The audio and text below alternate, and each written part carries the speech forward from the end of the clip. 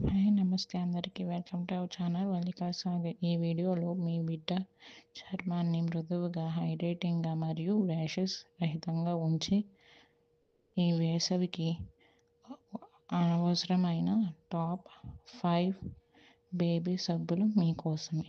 మొదటిది వచ్చేసి సబమేడ్ baby cleansing bar.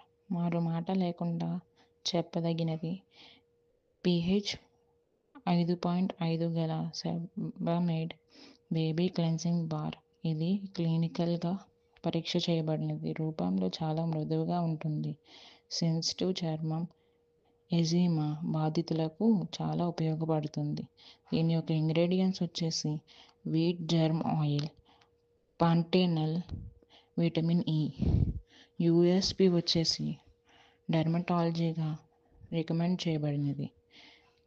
Irritation free, చాలా మృదువుగా ఉంటుంది. రెండోది వచ్చేసి Dove baby rich moisturiser bar. వేసవిలో రోజు బాత్రూంలోకి వెళ్ళడానికే చర్మం పొడబారిపోతుందా? డవ్ బేబీ రిచ్ మాయిశ్చరైజర్ బార్లో ఉంది పావంత్ మాయిశ్చరైజర్ క్రీమ్. అటువంటిది మీ చర్మానికి కావాలి. హైపో ఎలర్జెనిక్ ఫార్ములా వల్ల ఏది టాప్గా కాదు. దీని యొక్క ఇంగ్రీడియంట్స్ వచ్చేసి పావంత్ మాయిశ్చరైజర్ క్రీమ్.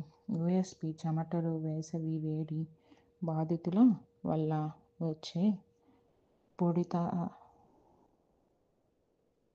పొడితనాన్ని అరికట్టు. మూడవది వచ్చేసి Mamaearth moisturising baby soap bar.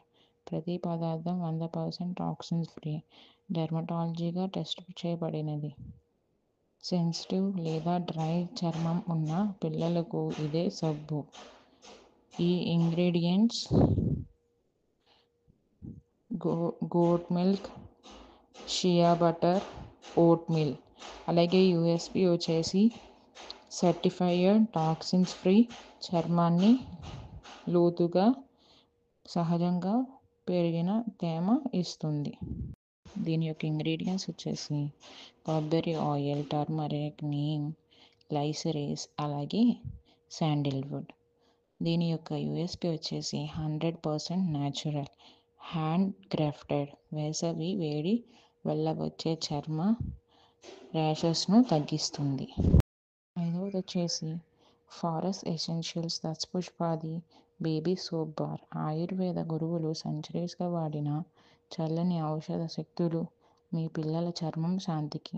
దీని యొక్క ఇంగ్రీడియంట్స్ వచ్చేసి కొబ్బరి ఆయిల్, టర్మరిక్, నీమ్, గ్లైసరీస్,